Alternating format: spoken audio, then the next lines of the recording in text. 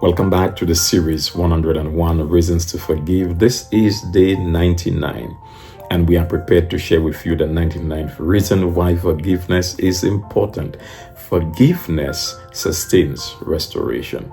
Forgiveness sustains restoration. One of the most challenging experiences we can have in our lifetime is to face judgment.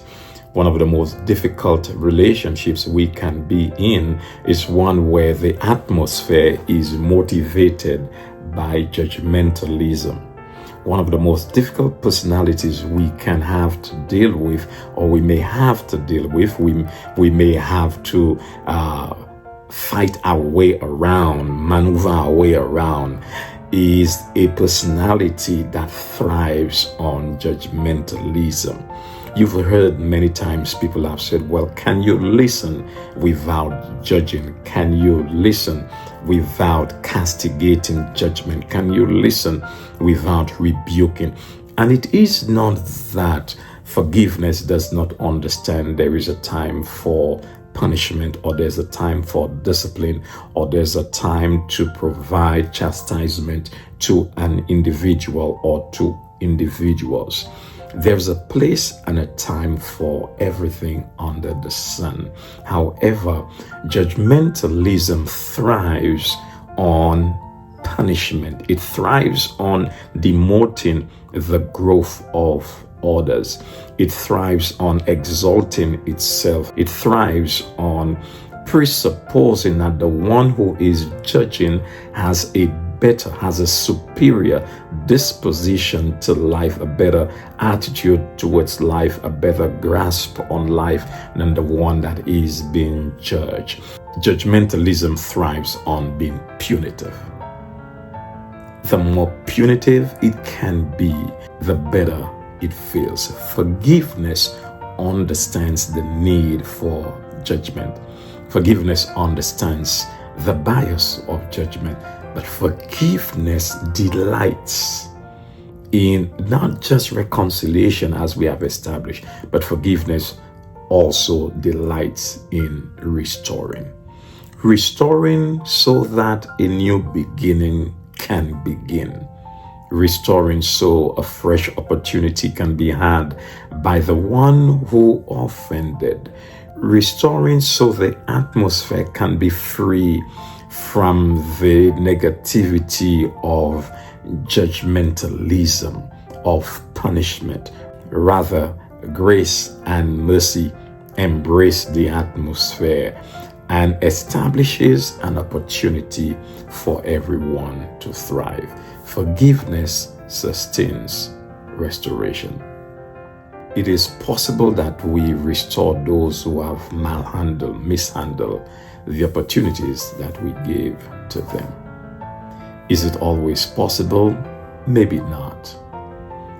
Is it possible in a lot of cases when we would refuse to restore? Yes.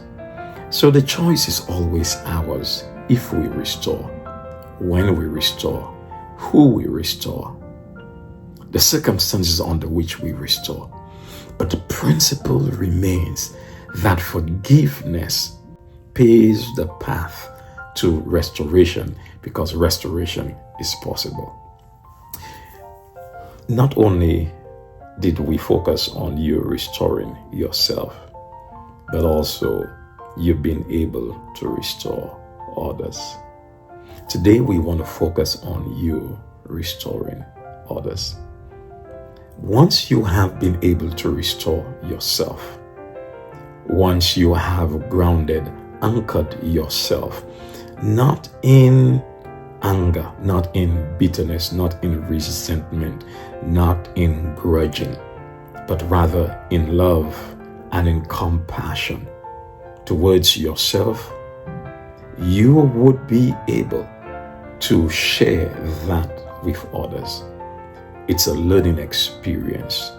It does not come overnight. However, as you grow in compassion towards yourself, you can begin to share that compassion, that level of compassion with someone else. Forgiveness